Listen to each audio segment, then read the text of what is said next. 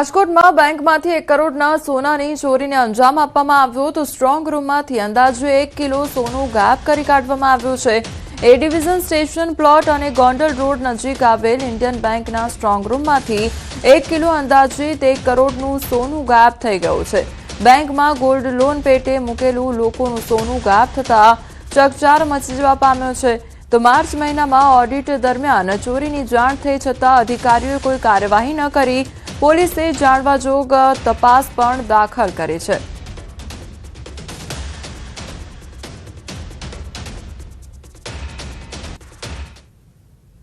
બેંકોમાં રહેલું સોનું પણ હવે સુરક્ષિત નથી રહ્યું। ખાસ કરીને રાજકોટ શહેરના ગોંડલ રોડ ઉપર આવેલી ઇન્ડિયન બેંકમાં જે સોનું છે તે લોકો ગીરવે મૂકીને જે લોન લીધી હોય તેમાંથી 1 કિલો જેટલું સોનું ગાયબ થયું હોવાનું જે છે એ સામે આવ્યું હતું। ગયા માર્ચ મહિનામાં જે બેંકમાં ઓડિટ હાથ ધરવામાં આવ્યું હતું, આ ઓડિટ દરમિયાન જે છે એ બેંક જે સોનાનું મોટું પેકેટ છે તે ક્યાંક ભેદી રીતે ગાયબ થયું હોવાનું સામે આવ્યું હતું। જોકે ત્યારબાદ લાંબા સમય સુધી બેંક દ્વારા કોઈ કાર્યવાહી કરવામાં ન આવતા કે કર્મચારીઓની પણ સંડોવણી હોવાની આશંકાઓ ઉપજી હતી।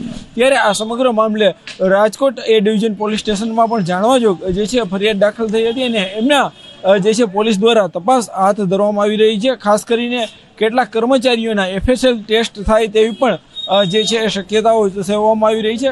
લોકો છે તે બેંકમાં જે સોનું રાખતા હોય છે, કેટલાક લોકો બેંકમાં જે છે સોનું ગીરવે રાખી અને એમના બદલેમાં જે છે લોન પણ લેતા હોય છે, પરંતુ ક્યાંક હવે આ સોનું પણ ગાયબ થઈ રહ્યું હોવાનો જે છે રાજકોટથી કિસ્સો સામે આવી રહ્યો છે।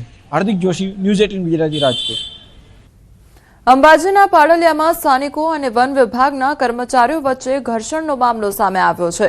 ઘટનાના 3 દિવસ બાદ આજે આદિવાસી સમાજના આગેવાનો પાડલિયા ગામે એકત્રિત થયા।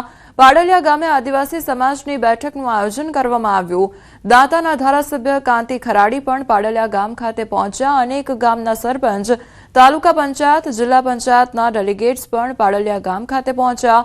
તો હુમલાની ઘટનાના નિરાકરણ અને આગામી સમયમાં આવી ઘટના ન બને તેને લઈને ચર્ચા કરવામાં આવી। અંબાજીથી ઉમરગામના આદિવાસી વિસ્તારના નેતાઓને પણ પાડલિયા બોલાવવામાં આવશે।